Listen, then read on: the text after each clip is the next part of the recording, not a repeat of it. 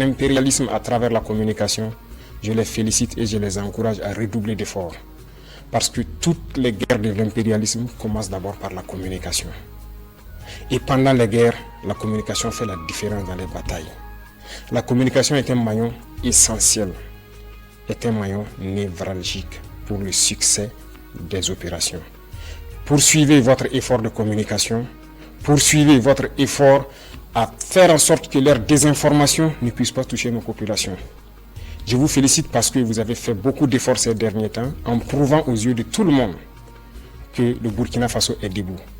Et quand je parle d'acteurs de la communication, je parle du monde de la presse, qu'elle soit privée ou publique, et de tous ceux qui œuvrent à travers donc les médias sociaux à montrer une image saine du Burkina Faso. Et je remercie également tous ceux qui ont pris de leur temps, qui ont quitté l'extérieur, venir au Burkina Faso pour constater les réalités du Burkina Faso et qui ont pu le diffuser à travers leurs canaux pour faire comprendre à ces médias mensongers que ce qu'ils disent de notre patrie est totalement faux. Continuez dans ce sens parce que je le dis et j'insiste, la communication est un maillon névralgique dans le succès de notre lutte. Les révolutions passées n'ont pas abouti, nous connaissons les causes, mais nous ferons en sorte que cette révolution aboutisse pour le bonheur de nos populations.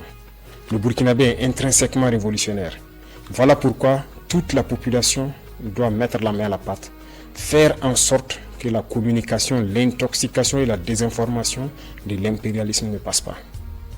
Pour tous ceux qui sont encore sceptiques, qui ne croient pas en la dynamique, je les invite à regarder un peu dans le rétroviseur.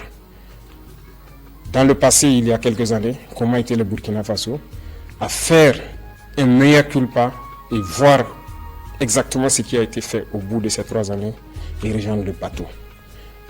Nous ne voulons pas exclure quelqu'un, mais comme nous l'avons dit, si quelqu'un ferme les yeux et refuse de voir le soleil, nous ne pouvons pas faire autrement que de le laisser en marche. Nous allons évoluer, nous allons continuer, nous allons poursuivre notre lutte. Le Burkina Faso vaincra, le terrorisme sera un passé et nous ferons en sorte que le visage du Burkina Faso qui est connu aujourd'hui, dans 5 ans, nous ne puissions pas le reconnaître. Bien sûr, le changement sera positif et nous devons le faire pour nos enfants, pour les générations à venir. Et ce combat est bien possible et il est déjà gagné. J'invite